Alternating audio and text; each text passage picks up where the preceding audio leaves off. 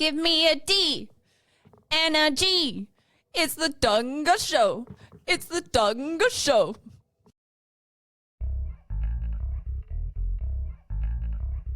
Hey, coffee lovers, Dawg here to tell you about our favorite new brew, Green Army Coffee. That's right, Dawg. Green Army Coffee isn't just delicious, it's coffee with a mission. They're veteran-owned, and every cup supports those who serve. You can taste the dedication in every roast. Whether you're fueling up for the day or winding down, they've got the perfect blend for you. And it's not just great coffee, it's a way to give back. Supporting Green Army Coffee means you're supporting our troops and their families. So what are you waiting for? Grab a bag, sip smart, and support a great cause. Check them out at www.greenarmycoffee.ca. Green Army Coffee, brewed for those who serve. Hey, Dawg, your beard's looking flickin' great, my man. Thanks, Gus. I've been using the Bush Beard Wash. The what now? At Bush Beard, they know that every man with a beard is a unique beardo. And that's why they offer a wide range of products to cater to every beard's needs. Whether you have a long and luscious mane or prefer to keep it short and sharp, their products will help you achieve that perfect look. From the nourishing beard oil and balm to the refreshing beard wash, their products are made with all natural local ingredients to keep that beard healthy, soft, and lustrous. The beard comb and brush are designed to detangle and shape your beard, making sure you always look your best. At Bush Beard, they're dedicated to providing the best possible grooming experience for all the beardos out there. So why settle for an average beard when you can have a glorious, well-groomed one? Try Bush Beard products today and unleash the full potential of your beard. Be sure to use Dawg and Gus 10 and get 10% off your order. Bush Beard, the small town brand with the big old Canadian heart. Welcome to the Dawg and Gus Show. Soon to be on Be Kind Radio. Yes, sir. Nice. What's going on, Dawg? What's up, Dawg? You know, it's a Monday. We're going to sit and chat with somebody tonight. Who we got? We've got a tremendous hip-hop artist here in Ottawa, BullyZone. What's up, dude? How are you? I'm good, guys. How are we doing? Good. Thanks for joining us. Appreciate you guys. So how long have you been an MC? Actually, it's only been maybe like 10, 11 years that I've actually like been recording and like releasing it to the public. I say that because like I could always like, if you will, like, you know, amongst friends, whatever, freestyle, do all that stuff. But I never really took it serious until about 10, 11 years ago. Fair enough. And like when you do your, like when you write or when you think of things, is it sort of like everyday things that happen in your life, or do you kind of take from other things? Oh, yeah. How does that work? Yeah. The majority of my music is definitely influenced by like my life and things I've been through. I guess like for me, it's like anybody else, an artist, it's a release. I'm also a tattoo artist, and kind of started releasing the music around the same time I opened my tattoo parlor.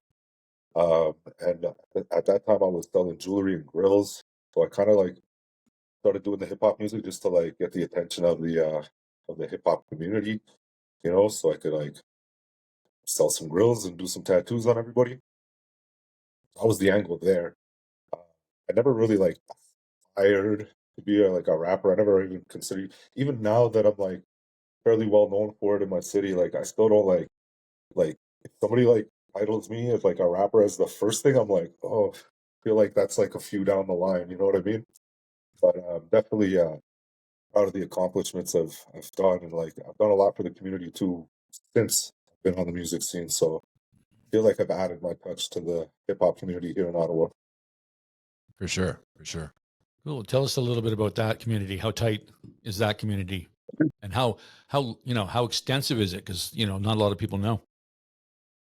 So I'd say it's very clicky. I would say like there's few circles of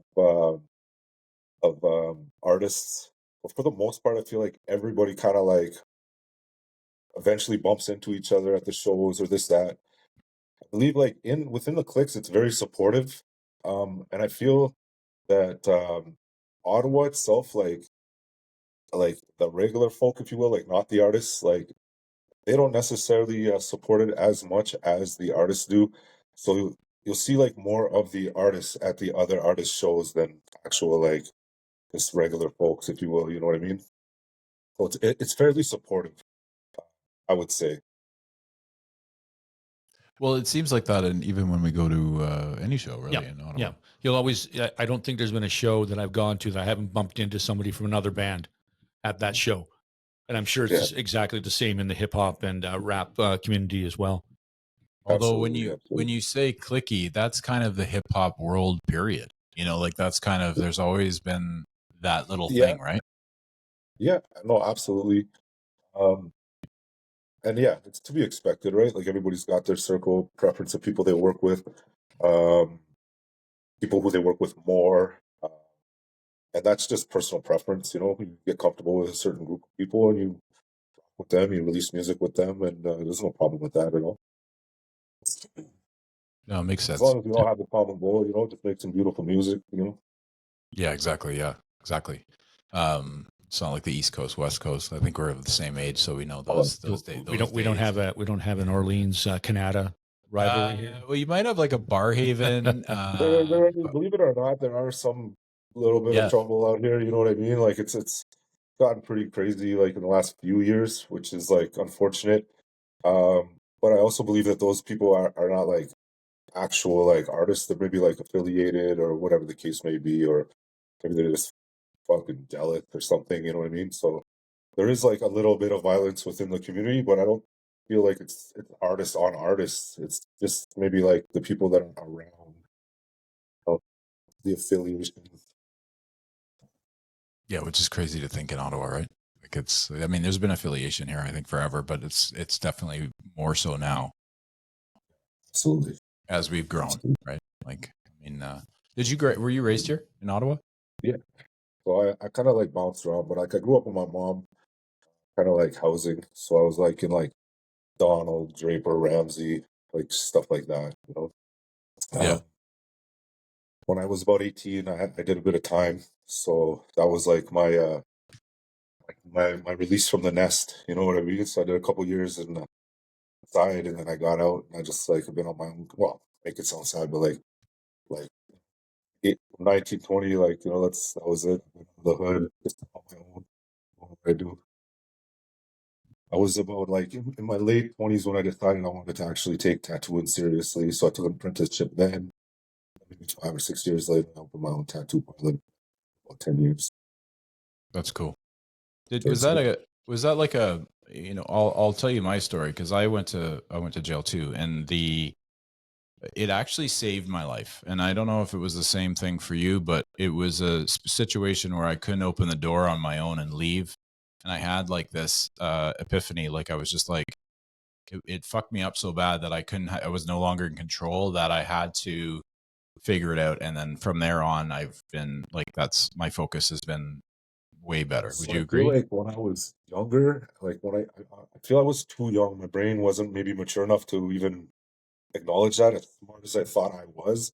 Because even when I got out, like I didn't exactly keep the peace and be of good behavior for many years. Still kind of like did what I had to do to get by. But I'm actually kind of dealing with a situation now where I am actually looking like at a bit of time. It's an unfortunate, situation, and it actually forced me to close my store. So I've been dealing with this for the last 2 years. But with that being said, I've been at home and I've had lots of time to think, which kind of led me to where I am now. And I feel like I'm in a really good place because in the last few months, um, just with the time to think, and I've been home and studying and I've been tattooing from home, but it's just not the same. Like I used to have the tattoo parlor. Again, I had staff, I had a barber in there. I used to sell my merch out of the store. I had my recording studio in my store, then right beside it. So I was used to a certain lifestyle and a certain income. And the last 2 years, especially with like the lawyer fees and whatnot, things have just been adding up. So it gave me some time to really think. And in the last couple months, I kind of came up with this idea where I've came up with a new product that I wanted to stand behind, which is a brand new business for me. So actually like lit a fire under my ass and I feel grateful for it. So I feel like if this BS didn't happen with my store and all this court stuff, probably would still be too busy at work because I was like 7 days a week, 24 hours a day at the store. You know what I mean? So Yeah. if I didn't have to be put in this position where I was like, okay, time to really think about what's next, then I wouldn't have got to where I am. And I'm pretty proud of the next step I'm about to take, which is I actually developed a cologne line. I created my own scent and I branded a cologne. And I'm dealing with manufacturers and stuff right now. And I'm actually just in a waiting period for my samples to come to see if manufacturer could actually reproduce my recipe here and everything to go from there. So I feel like if I was still at work, if I wasn't dealing with what I'm dealing with now, I might have not had time to think about the next step, you know? So, Yeah, no, that's true. Sometimes the little step back is the step forward, right? But I hope it all works 100%. out for you because, yeah, you can send me any scent you have, man. I'm down with Oh, I cologne, would love maybe. to. I will. I'm going to have samples very, very soon. So right now, so I reached out to manufacturers in China and Canada, and so far it was China who responded first. So I sent them my recipe. They tell me they have a perfumer who could reproduce it. So I'm just waiting for samples. And now it's really about 14 business days until they get here. Once if I'm happy with that smell, then you know what I mean. I'm trying to hit like the Amazon TikTok avenue. You know what I mean. Yeah. So I've been spending a lot of time on TikTok and stuff like that, building a community over there. So many great plans for like marketing and advertising. Just like so I know that my manufacturer can reproduce the scent that I've made, and I've got such good feedback from it so far. That it's on, you know. It's awesome. So again, I wouldn't have been able to do any of this if I was just at work every day, just thinking about my staff and tattooing and Grinding. and the bills got to be paid and this, that, and the other thing. Yeah, Well, everything happens for a reason. for sure. That's planned, bro. It was already written. We're just here for the ride. There you go. So, yeah, speaking of written, so you have a lot of material for your next few songs, I'm supposing. So here's the thing. Yeah, I haven't really wrote in a while. Like after I closed the studio and stuff like that, I kind of was like a little pissed off, if you will. So a lot of the stuff that I had put out was stuff that I had already pre-recorded. Um, with that being said, I just put out a song. It's getting played on the radio here. I haven't so I haven't kept up with my distributors. So my Spotify kind of just like ran to nothing. Like I think I have like 3 songs out there. My YouTube still has like the majority of my videos, and but I do have a few songs that I have to like distribute because they are getting played on the radio here. Done a few features with a few artists that like are about to put some stuff out. So my name is gonna be like back in rotation. I feel like I just took a couple years off because I was just a little pissed off dealing with the lawyers too. Like again, it's been like 2 years, so there's been like a couple delays with the trial, and so there's been a few times where I thought like maybe I'd be already going to jail by now. So I wasn't doing anything because I was just waiting to maybe go to jail or not. So now I come to find out trial's not till 2027. So I got 2 years to like get back at it. Yeah. Hopefully by then, and I really do believe like once we do take it to trial, like I do believe we're gonna beat it. It's just been a lot of friggin' money. You know what I mean? Oh, yeah. The lawyer. Vampires, man, they're vampires. Oh, yeah. Yeah. And they smile, bro. They give you that nice little smile. They tell you that, oh, buddy, like they're vampires. It's all good. I applaud them and I get it, but it's also like it really sucks. Like I get it if you're like that crook or the criminal, and that's just part. You gotta pay the dues. You do the time, you do crime. But like in this case, it's very silly. It's a very silly case, and like it will get thrown out. But it's just I mean, it will get beat. It's just like the amount of money, man. Like it's just wild, man. It's just wild. Yeah. Yeah, the hourlies that count, they add up, and then they say, "Oh, this and this and this." Yeah. Oh, and then we got to extend it. We got to do this and this and this, and then Yeah. I stutter when I talk, so that's why it takes 3 hours to talk to you. Yeah. Obviously, you have a passion for tattoos, as you can see. My partner here has a few. He's fully tatted. I have none, believe it or not, which is crazy. I'm like the outlier nowadays. Yeah, you guys are like the yin yang, like a full yin yang. You know how it is. You're tatted up. You know when people say they're fully tatted, that's not true. I've got nothing. I've got nothing on certain parts of my body. I don't consider myself fully tatted. He does. And people who I don't know, I have some friends who don't have tattoos. They're like, "Yeah, you've got enough." I'm like, "You don't get to tell me that." Yeah, no, it's like I think you get addicted to it. I think that's a Yeah. thing. Well, And it like was kind of. You can speak more I've on been that in for and sure. around it for like many years, you know, like I've been around it, like even before I got into the profession, like even when I was kind of like just like hanging out in the hood doing what we did, we always had a tattooer around, you know, there was always one, like whether he wanted to be there or not, he was coming, you know what I mean? So it's like there was always a tattooer around. And then I could always draw and stuff like that too. So it was just naturally that I gravitated towards it. But yeah, I'm Mhm. fully tattooed. Like literally, I like it's literally like my boxer shorts, that's it. Like that's not like it's the only place that's not tattooed, you know? Well, that's Like fully tattooed. yeah, and I'm just like too old. Like I don't it hurts. Like I don't need to tattoo that area. I know. There's no reason to. So Keep it it's just, keep it there's clean. We no- we run a clean show here. Yeah, yeah. for sure.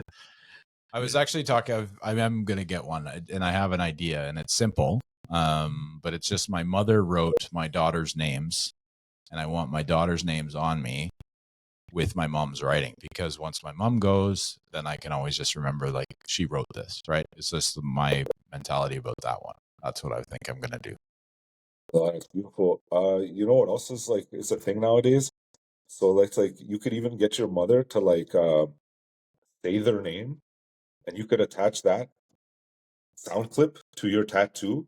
And if you were to like use like I don't know, like maybe some app on your phone and you Mhm. go over it, you could hear your mom saying the words of your tattoo. Shit, I'll do that maybe. Yeah, yeah. I That's a didn't big know thing that. now. Yeah, yeah, Oh, yeah. that's Yeah, cool. yeah. Very cool.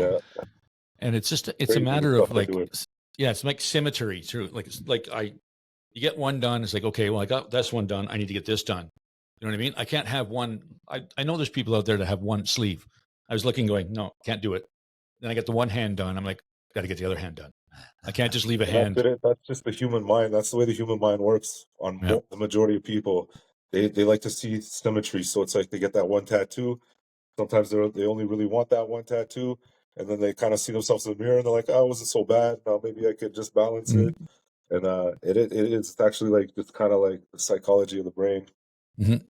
It's funny you say that because I have two brothers. One of them has Yeah, just as many, if not more than me, and the other brother has two. And it's like I don't understand him. I don't get it. You don't get two? No, like we had to force him to get the second one. Well, we didn't force him. We said, "Hey, we're buying you one for your birthday," so he got one done. But he was the yeah. first one to get one. And then Rob and I, my youngest brother and I, just went to town and pissed off our parents by getting too many. And anyway, Yeah. they're Thing is, okay with it probably now. in his time too, it was still like I remember my uncle, my older uncle, like when I was a kid, like before I even thought I'd ever even have a tattoo, I had like an uncle. I have no clue what he was into, but he was missing a finger, and he had like one of them old jail tattoos. I don't really remember much about him, but I just remember this one time, like watching the slideshow at my grandfather's cottage, and my uncle was in it, and it was shortly after he had got his tattoo. And I remember him pointing at me with his little nub and saying, "Don't ever get a tattoo.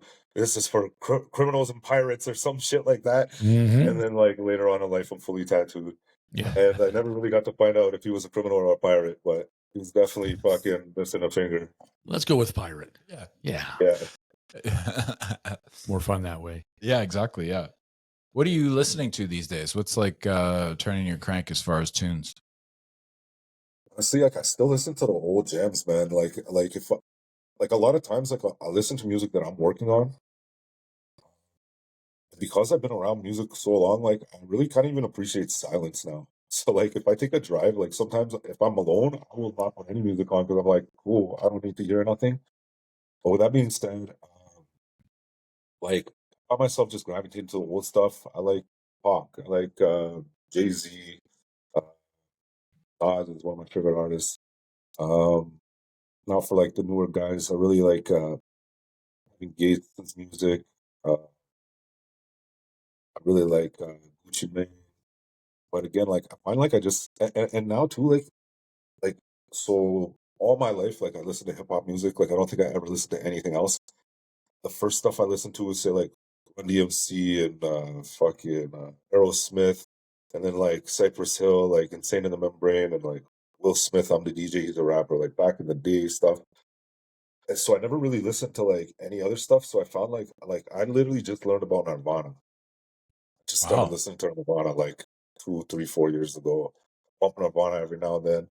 Can I ask just you, learned about like did Dre get you on that when you watched the Defiant ones? Because he loves Nirvana. Dre that's his favorite band. not even. I just heard it one day. I was and I, like, not to say I never heard it, but I never listened. You know what I mean? Like I heard the music, but I never listened. You know, and like I find sometimes too, like I like Audio Slave. Like there's a song like a Stone, Ooh, so I listen to that every that's a now great and then. tune. Like Yeah. really like that track. Uh, I don't know what's that other one.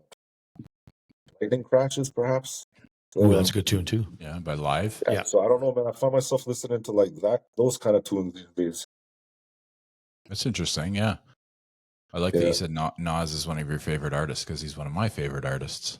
yeah, all time. Did you see him at Blues Fest when he came?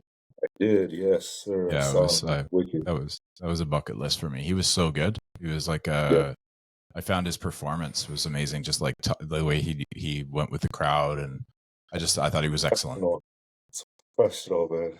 Yeah, he's a pro for sure.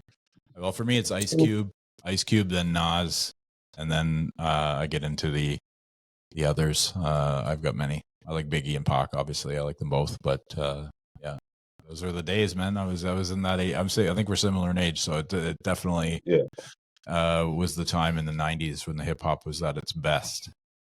yeah, I believe so too. I Yeah. yeah, I don't even understand half the rap that comes out now. Oh shit. What's the, what they're going on about, Except for man? yours. Yeah, But you know what I mean? Like it's like I think Kendrick is good. Although sometimes his is a little like this new stuff is a bit like different than when he first brought out Money Trees and I thought that was excellent. And then I like J. Cole, but I was oh yes, like J. Cole. I like J. yeah, Cole. but I was like, but the rest of it like Little Uzi and like these guys that sort of Oh, and that's it. And I'm just like, where's the lyricism? Like there's no all the juice. littles, man. I mean, Lil Wayne was all right, and then he spawned all these other littles, and they just didn't really do it like him, you know? Yeah, exactly. Little Yachty and Little Uzi and little like it's ridiculous because Little Wayne is excellent. Like he's a tremendous artist, but it's like Yeah, yeah, you're right. It's funny how they spawned off of him. Like yeah. yeah, it's bad. Anyways, yeah, He was like he introduced the weirdo rappers, you know, that's and made right. it all right to be a little different. So they all just started popping up. Well, didn't Gucci find him? Wasn't Gucci the guy that found Little, or was that Master P? Birdman, I think. Oh, Birdman. Yeah. You're right. Exactly. Pop Boys. That's right. Classic. That was like Southern hip hop. It was like when the South, Dirty South came out. We could go on a hip hop rant if you want, but Yeah, you can. I'll just sit here and look. I'll just sit here and look pretty. Yeah. I'm the hip hop Yo, guy. I like those glasses, brother. Thanks, man. I like your glasses, bro. Yeah.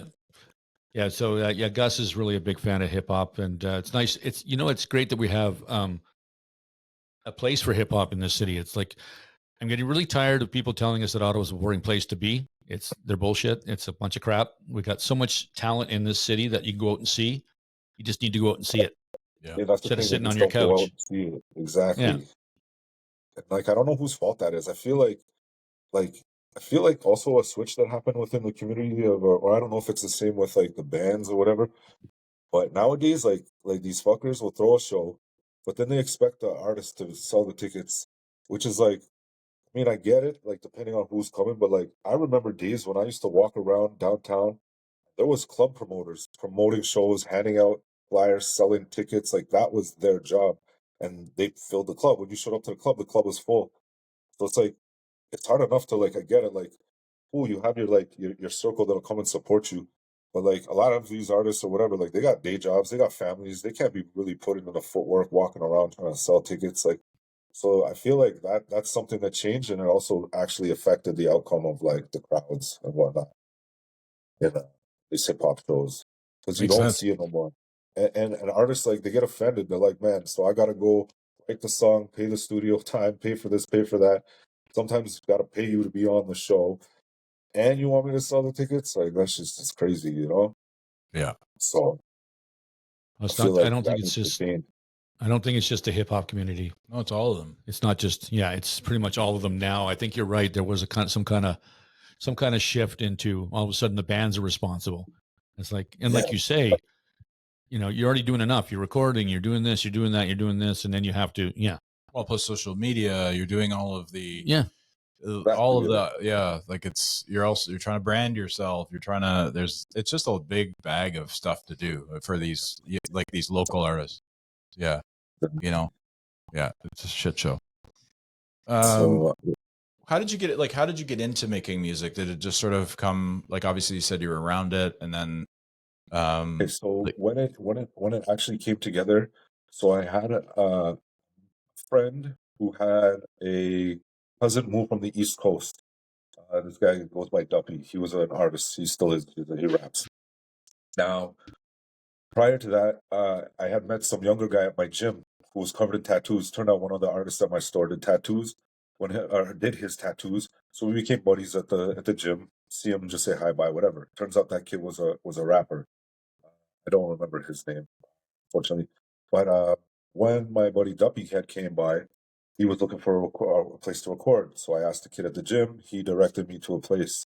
I went with my boy, and he had mentioned that he would leave a verse open for me if I wanted to jump on. And he knew that I hadn't recorded nothing, whatever. But he invited me over, and then he had also mentioned that Peter Jackson was performing in my city, and he was opening for him. And he said if I got onto this track with him, he would I could open for Peter Jackson with him. I was like, all right, I thought it'd be cool. Off with the track, I wrote my verse to it, and he invited me to open.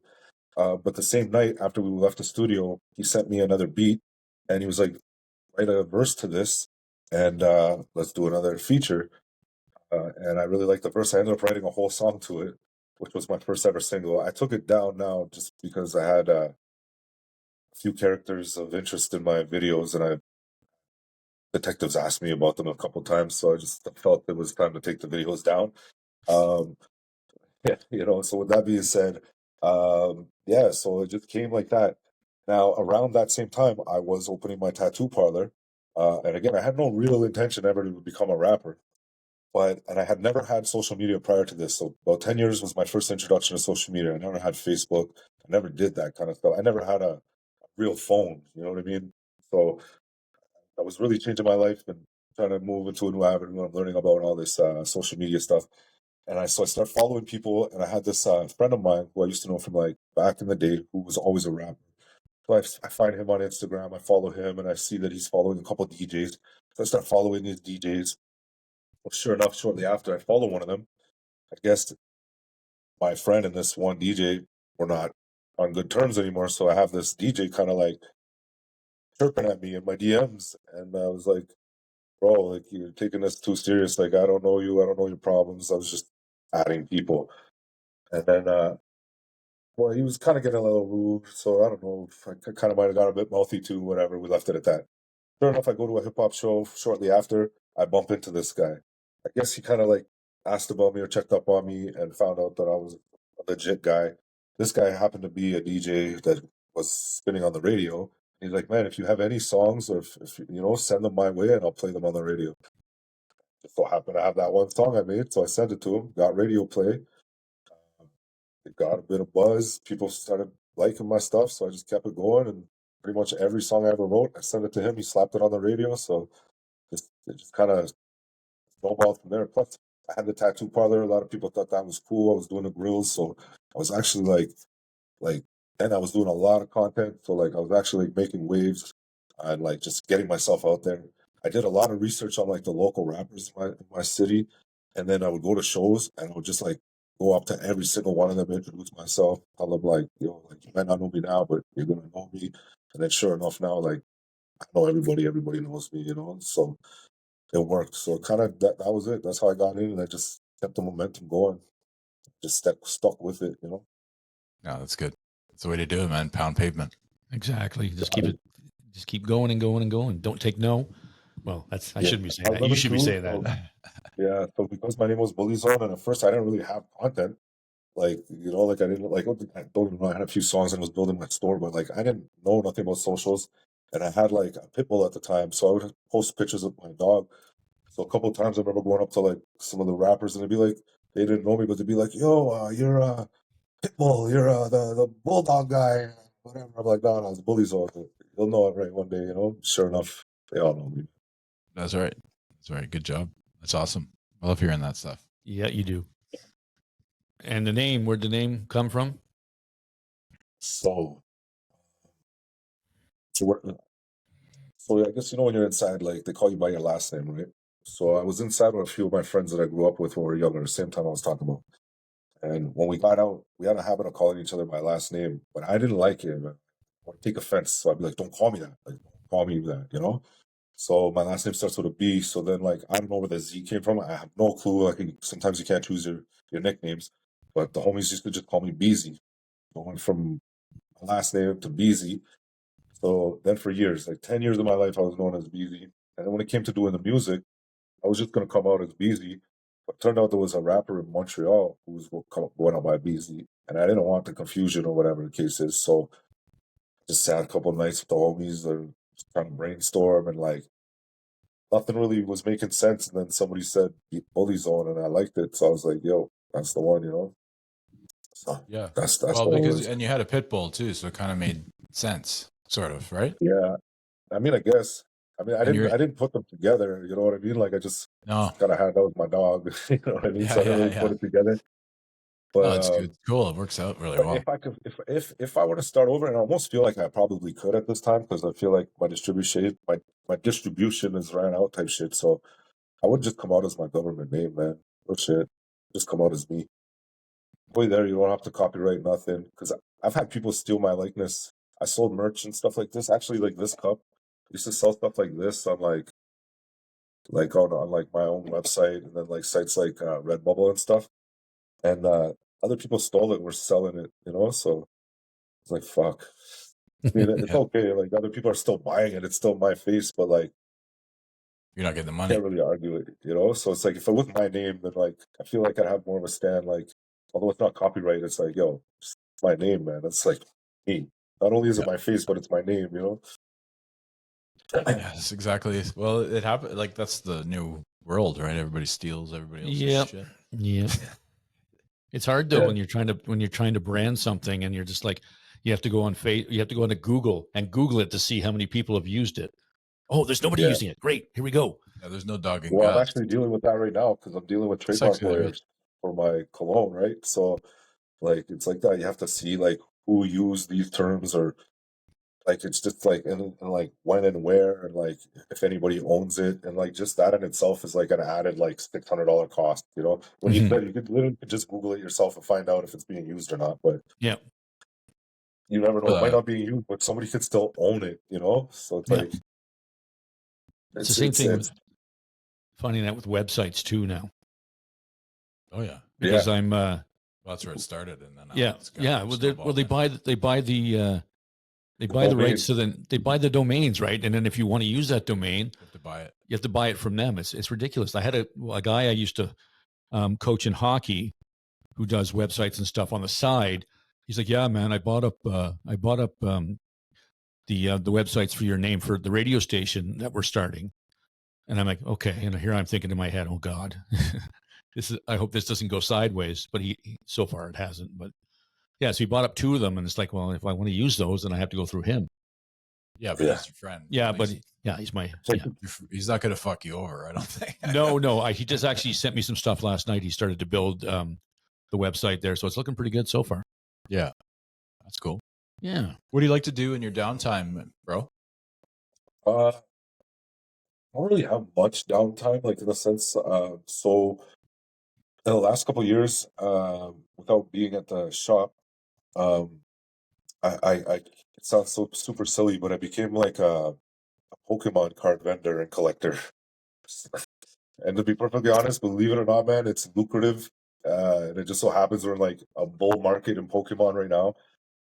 I would go ahead and say like the first couple months of not being at work, I actually paid my rent by selling Pokemon cards. So I I got believe into it. that hobby. Um, I'm very like artistic, bro. Like, and my shit changes all the time. Like you can come to my house and I'll be like I said, like I'm always like I just developed this brand for the cologne, but like other than that, like I like to tattoo mirrors, for example. Like I carve mirrors.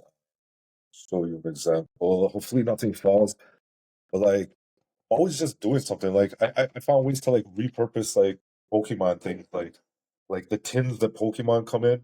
I I mounted them in such a way where you could like place cards in them. I put a little light in it, put a little bit of felt, put a background so it's like a card display. Um, I don't know, Wow. man. I just do weird shit, bro. Like I just do like fucking. Oh, that's I don't know cool. if you could. I don't Yep. know. It's That's yeah. You can see it. Oh, there we go. yeah, Yep. Yeah, yeah, yeah. That's cool, man. it's like Yeah. yeah. I don't know, man. Like I feel like the last couple of years, man, I just stayed in the house a lot, so it's like I do a lot of like art. Oh, I paint. Yeah, man. I do a lot of art. I make drawings for my like tattoos. You know what I mean? Make my stencils. Still write the occasional song, but like very like hands-on kind of like arts and crafts, man. You're an Like a entrepreneur like too, though, eh? I paint like So a you, like bird yeah, houses, bro. I paint like a bird house and bring it to the fucking to the field. You know what I mean? Like do shit like that. that's cool. Well, you're very entrepreneurial, is what I was getting at, because it seems like you've always got something going on. You're always hustling a Well, bit. yeah, I can't like if I'm not doing something for myself, I'm thinking of things like to help my friends type shit in that sense. Like for example, like the guy who runs the Pokemon stuff. Ever since I've been like kind of working on my product, I was like trying to like help him kind of come up with something like that he could kind of brand himself as well. And then we came up with like the idea even just yesterday that I ran by him because I was actually working with him yesterday um, at a kind of like a Comic Con, like a small Comic Con locally.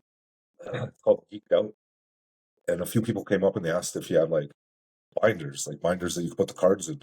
So then I just like checked Alibaba if you could find something you could put your own logo on, and sure enough, they sell them like $4 each. You buy 1,000 of them. So I sent that to him.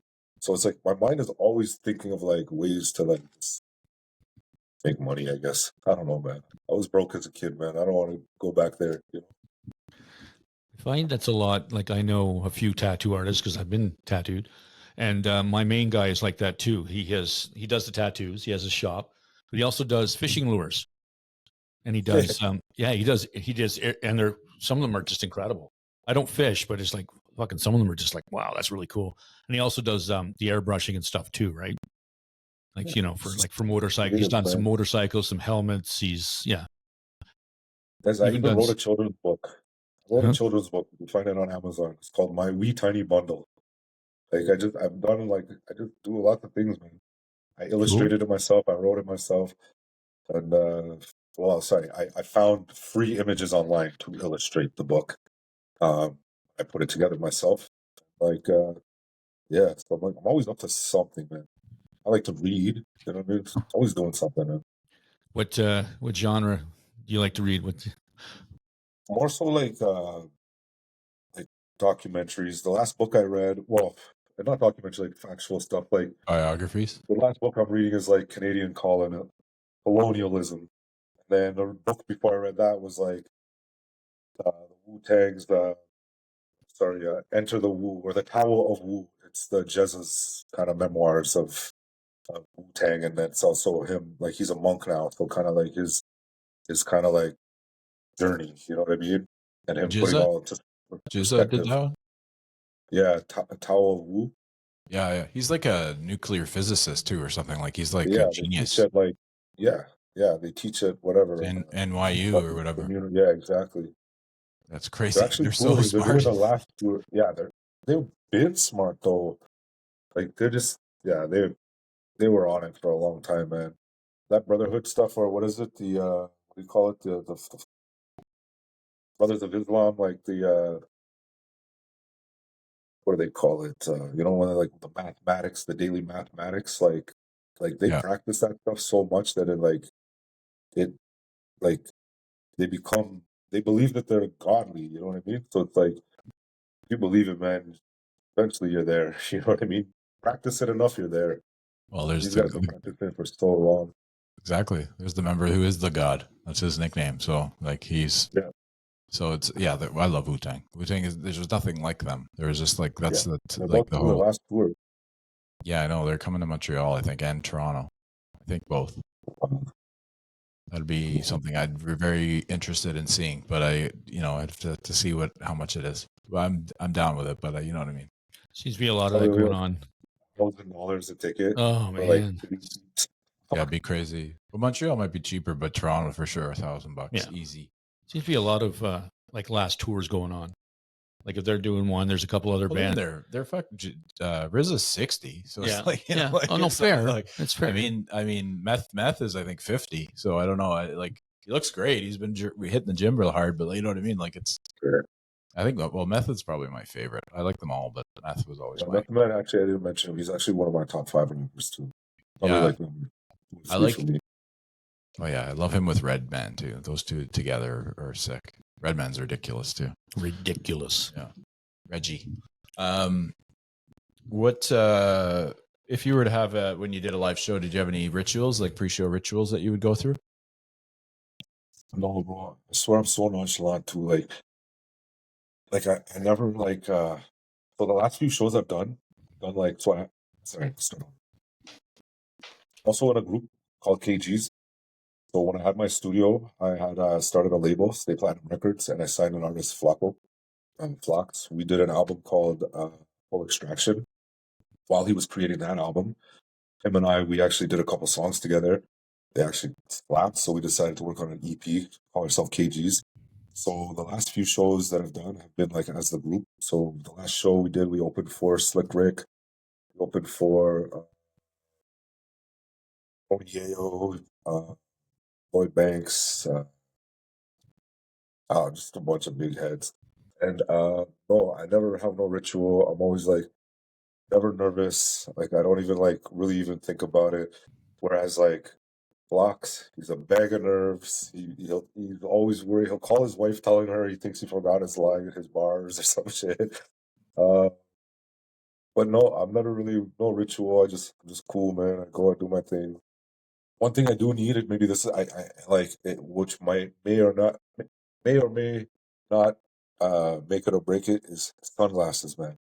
I need glasses on. You're on that stage with all those lights shining in your face, man. Like you need glasses on, man. Sometimes right. like I'll be rapping and I'm not. My eyes are closed, man. I'm just vibing. Sometimes like my eyes are not even open, you know. So that's one thing is a must is sunglasses. But other All than right. that, man, I'm good. You can market that too. Have your own sunglass line. That's true. See, I think like that sometimes too. No, you don't give me any Yeah, ideas. No. This day and age, we got to. He's gonna I just a new line of birdhouse stuff. He's That's gonna it. be crushing it. Yeah, Yeah, exactly. that's it. Yeah. That's too funny. You're talking with the clubs. Throw a few names out for people who don't know where the hip hop happens in this city, because I'm one of them. Well, he was at the Bronson Center Thing with is, Slick Rick, so here's right? the thing, like, yeah. So yeah, Bronson Center has a lot of the big shows. Mhm. That's for like venues. It really kind of changed since COVID. A lot of the clubs kind of closed, even. So a lot of the hip hop shows, like they're just being bounced around to different ones, and some of the clubs are not like it'll be just like a pub that like normally doesn't even have hip hop, but now they have a hip hop event. So there's like the Rainbow Bistro is one of them. Mhm. That's That's crazy. hard to The really Rainbow. think of, but that's the last ones I've been at was maybe the Rainbow. Oh, there's another one like the Brass Monkey, which is like a pool hall, but Mhm. that's where Yep. Tony Yayo was. Yep. So That used yeah, to be a there's just they're rough just kinda like spot. I guess they're really expensive too. So the venues are really expensive. So just wherever these promoters or curators are able to find a place. And we don't have like the best rep. Like I guess they just assume it's like just like a bunch of gangsters and like the place is gonna get trashed or potential violence, you know what I mean? So it's hard to find a place to throw a good hip hop show. I've thrown a couple and I had the trouble. I threw a show at City at Night. I had brought Biz Loke down from Toronto, which is like super. It was a super gangster show, and everything actually went fairly well. But I just remember at the time, like trying to find a venue, and like it was just kind of hard to find the venue. Yeah, it makes sense, unfortunately, but because of a lot of people like wouldn't be down with that. But I'm sure the Brass Monkey, he's down for Scotty's down. Scotty's down for pretty much for anything that'll bring in business. Yeah. Not to mention that place, not as much anymore, but back in the day when it was the Broken Cube, Yeah. it was fuck, man. I had some nights there where I was like, I'm not getting out of here. It's pretty bad, you know. Like like I kind of grew up off the Marival area too, so it wasn't like I could be around anybody, and just like when you're in that room, you're just sort of like, okay, I feel a little nervous, like just a little. Like I grew up on Caldwell, I'm okay there, so it doesn't scare me as much. But you go there sometimes, and you're like, fuck, bro, this is this is tough. But it's not as bad anymore. It's not like that anymore. It's not. No, it's really good. No. Scotty brings in some pretty big shows, and I'm glad that we have like the Rainbow and the Brass Monkey to bring in all genres and not restrict it to say, this and this and this, which is good. Yeah, he's great. Yeah, he doesn't give a shit. For the most part, like the shows go fairly well. Like, don't get me wrong. Like I'm sure it happens in other scenes. Like it can't be the only type of show that like potential. No. People are drinking. People will get mouthy. Like I don't know. Well, it's just a stigma, which it shouldn't be there. I mean, it's not like that really anymore. Like maybe back a little bit, but a little time, and some maybe not. But again, like you said, there's all genres that have some different people around. It's just the way it is. If you could plan out your perfect 5 years from now, what's happening with BZ in 5 years? I mean, by that time we're going to be past this BS court stuff. Probably going to have a few million in the bank from the cologne here. Just going to be tattooing as we want to on the friends and family. I do have hopes and dreams to travel. I would like to travel, maybe go see like Thailand, Vietnam, stuff like that. Have a blast over there. So in 5 years from now, if everything goes well, I think I'll be like in another country. Maybe not permanently, but at least like setting up shop for like the winter time over here. Yeah. Sounds like a wonderful plan. Yeah. Not a bad idea. I'm supposed to so I had I have a couple homies that we do content with and stuff like that. And we were like kind of like building a buzz that we were going to Thailand come July. Again, it was like pending on court and stuff like that. I thought court would be done by then. And so we do have a plan to go out there and just like get a place, make a studio, make some content, see what it has to offer. Yeah. Why not? Do it while you can. That's right. Exactly. All right. Exactly. I have a tattoo question. All right. First, okay, you're a tattoo artist, you've been doing it for a little bit. I know that because people ask me all the time, like they're like, I want to get a face tattoo. And I'm like, do you have any other tattoos? And they're like, no. I said, it's been my experience that most tattoo artists will say no. Well, I definitely would say no. Yeah. Definitely. I've even talked about, I would definitely say no. Even like recently, I had this like younger kid hit me up and he wanted to like tattoo his hand and stuff. I don't know what's up with these kids, man. It's like throats, face, and hand. Like they don't have nothing else on their body. They want to start things. And like I was just like, do you have a job, bro? Like he's like, oh, I'm working on that. I'm like, you don't fucking tattoo your hand right away. And then I was able to like talk him into moving it up the arm a little bit.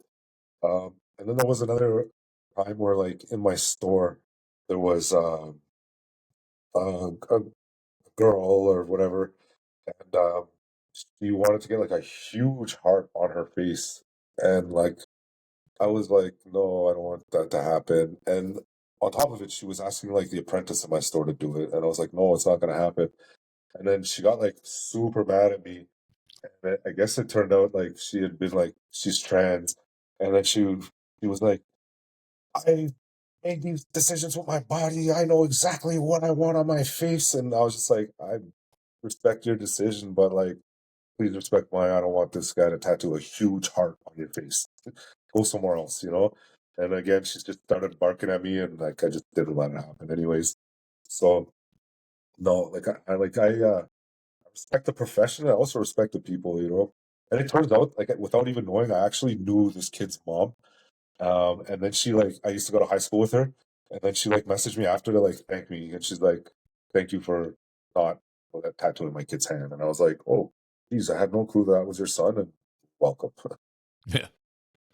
Well, I think there's ethics in everything, right? And so if you're a true artist like you are, and a professional, like you're gonna think about these people as well, right? So makes sense that you did that, you know. Well, and it's good the point about the jobs and stuff too, because there are some jobs that frown upon it. Like I didn't get my hands done until my arms were done. Like my arms are almost completely done, and I was like, yeah, I want to do my hand. Greg, my tattoo guy's like, yeah, man, whatever. But I don't think I would ever do my face. I didn't ever do see my that. hands until I knew I was going to be a tattoo artist. There you go. And then my face came after as well. Like I knew I was going to be a tattoo artist when I tattooed my hand. Like I knew there was no turning back after that. And actually, this has been my only like real job in my life has been tattooing. There you go. Yeah, like, and it's funny that we say that because it's not a thing really anymore. If you have a tattoo on your arm or something and you're at work, people don't really, it's not like it was, right? It's like you used to have to wear long sleeves and cover your stuff up, but it's not as big of a thing now, I don't think. Oh yeah, like man, you go to the bank, like the teller has it. You go to the doctor, the nurse has it. Like literally everybody's has it. It's like you, my friend, are rare. To not have one, like you are the rare guy now. Like you're the one who stands out. Weirdo. You know what I mean? Like I'm the weirdo. beach. You at the beach, yeah, you're the one that the people are staring at now. Like, what is going on with this guy? You know, like yeah. It's like it's really like he's stunning, but what are we gonna do about his body? Like, put a tattoo. He's stunning, but he has no tattoos. Yeah, like there's been even times where like I've had like women come in and they're like, you know, like 27, 8, 9 or whatever they are, and they're like they don't have any. I'm like, are you sure you even want one? Like now I'm like and they want like the typical like little flower on their arm or some shit. I'm like, are you sure you want that? Like you probably stand out enough now that you don't have it. You know what I mean? Like, but people want what they want. But again, it's very rare. It's very rare. For me, it was always I needed something it had to mean something, and I never felt like anything meant as much as what I mentioned earlier, which is like my daughters and my mom. So like to have that, like my dad was not a part of it, so I don't need that. Like I wanted my mom to write their name, and that's my vision, and it's going to go on my bicep, and that's just the way it's going to be. Like and Dog's like, it's going to hurt, bro. That's going to hurt under the arm, or like in the bicep area. And he's like, keeps warning me. I'm coming to hold your hand. You know I am. Yeah. Yeah. I get the call. Maybe I'll get BullyZone to do it for me. Yeah. Yeah. You can do like that. Touch, man. Everybody tells me that I got a light touch. Don't get me wrong. It's still going to pinch under there, but like, got a pretty light touch, man. There you go. That's what you need. I do need a light touch. You need a light touch. You know me.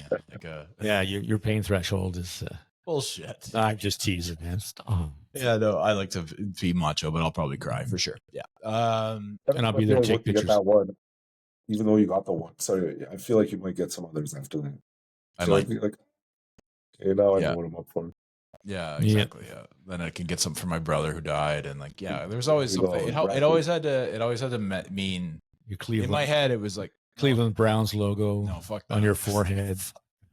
I don't want anybody to know I'm a Cleveland Browns fan. Everybody knows. Yeah. So, bro, we ask everybody the same question at the end of the close to the end, and we just sort of find out what your flavor is for either the decade of music in the 80s or the decade of music in the 90s. I think I know the answer, but I think so too. What would you prefer the two decades? The 90s. Well, I mean, I guess it depends on what genre, right? Because like 90s hip hop was dope, but like I grew up with my mom listening to Madonna and Michael Jackson, and that stuff was in the 80s, so that shit was dope as fuck too. It's true. Very true. I guess it really depends on the genre. Fleetwood Mac was kind of dope. My mom listening to that. Mm-hmm. So I guess it really depends on the genre. I guess I don't really know too much of the 80s hip hop, to be honest. Like my introduction, again, well, I guess was Run DMC 80s or were they like early 90s? Yeah, and 90s, but they were more 80s. I think when they did the stuff with Aerosmith, it was the 80s. And Public Enemy too, like Run DMC, Public Enemy. That's all 80s. And the Beastie Boys started in the 80s. Exactly. License to Ill was. There's really even like Will Smith. I'm the DJ. No, I'm the rapper. That was 90s. No, it was early 80s. I think it was 89. Really? So it was really close. Like summertime. Oh, yeah. That was weird. It was like 9 or 10 years old. So it might have came out in the 80s, but I got introduced to it in the 90s, you know? Yeah. That's fair. There wasn't really a lot of really good 80s. Well, to be honest, there's because the best hip hop, it's basically started in like 1980, I would say. I'd say 79, 80 with Yeah. Well, them and Grandmaster Flash, Curtis Blow, and The message was like a huge one. Yeah. Yeah. If it ain't about the money, man, I just don't care. Yeah. That is it. Yeah. It's and it was just such a, like, they were dressed like, remember they dressed like almost space people. Like, Yeah. it was crazy. Yeah, it was awesome. Because even Dre at the beginning, when he was doing his DJing, he was dressed as a doctor, like, and like, anyways, man, with tights on and shit. They used to wear like eyeliner. Yeah. Long jerry curls. Yeah. Yeah, I think the thing was, though, I think because in the 80s, I think it kind of just got superimposed in behind everything else that was going on, like the new wave coming from England, the stuff coming out of the States, and like, you know, like your Madonna and your other stuff. So it kind of Michael Jackson, Madonna, Prince, all of a sudden the hip hop and the rap is kind of in the background. It's still there, but it's not as prevalent as all this other new wave stuff that we were listening to at the time. NWA kind of changed everything. Well, yeah, but when did they show up around? 91. There you go. So 90 maybe. Yeah, they're probably in the background in the 80s, like the 88 to 90. Totally. No, hip hop really just kind of took off in the 90s. Like, that was kind of when it really it took off. Yeah. And then gangster rap was like like everybody loved gangster rap, even though there was a lot of shit that was going on in the background, people getting killed and stuff. But the hip hop that was coming, like the Tupacs and the Biggies and the Nas and Dre and Ice Cube, and like just phenomenal stuff. Yeah. It's unreal. Yeah, man. Those were the days. Those were the days. I still listen to it. Like making music, that would have been a real fun time. Yeah, but Bully, he's wearing a Tupac shirt. He is, yeah. Represent. Thought specially for this show. Nice. And you did too. You represented local, and I represented local with my toque, but not with my shirt. Yeah, it's all good. Unless you go down to Boston and get a little bit of Godsmack. Oh, wow. Yeah. Nice. Mm-hmm. Nice. So what's so you're going to work on some music? You're going to put something out, or you're just going to focus on the cologne for now and then get to that point? So I have one song right now I need to distribute. Still going to finish the EP with Flacco, and then I have another 2 features with a couple other artists that they're going to release. So music will still be coming out. Again, I tattoo for a living, and yeah, the cologne is going to take a good chunk of my time too. But I'm probably just going to do everything all at once. As for music, it's always like, I don't know, like I don't plan to make music really. You know what I mean? Unless somebody hits me for a feature, then sure, we plan to meet, whatever. But like, again, it's always like, just based off a feeling. One day, if I'm sitting here, I got nothing to do or whatever, I feel like, I want to write. Or some days I'll sit down, I want to draw. Some days I sit down, I want to write. So I'll just like slap on a beat. And then those days that I want to write, I could put on like 100 beats and not even feel one. So then nothing comes out. But then like the third day I go to sit down and write, that third beat might slap, and then boom, I got a whole song that comes out of it. So music, it just kind of comes to me, man. It's always been like that. It comes to me when it wants to, really. I think isn't art like that though? Would you say like you feel like drawing or painting that comes to you? You know, like I would just suspect. 100%. Yeah. Sometimes I could be sitting with like the homies or some shit, and I'll just like, I'll be like, "Yo, you got a pen?" Like, why? I'm like, "Yo, I need a pen right now." So, like, I'll even like stop everybody from doing what they're doing and like look around, be like, "Yo, I need a pen." Grab a pen, take a napkin, just scribble like a fucking bird or something, and then just leave it there. And be like, "What was that?" I'm like, "I don't know, man. It was in my head. I needed to get it out." I just like leave it there, and then they'll be like, "Can I have that?" Yeah, sure, take it. Well, that kind of happens to me with music too, or ideas. Like sometimes I'll be driving in the car and I'll have to like stop because I just spit some sick bars that I gotta like write them in my phone real quick. You know, if I don't write them real quick, I'll forget them. You know, so it's like it's just it comes to me when it comes to me. Yeah. I have to take advantage of that moment. It's gone.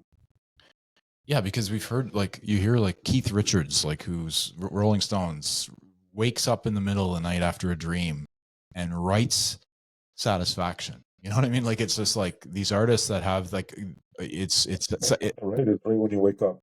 Yeah, it makes sense. But this is like middle of the night, and probably after a few drinks, I would suspect if you're Keith Richards. No.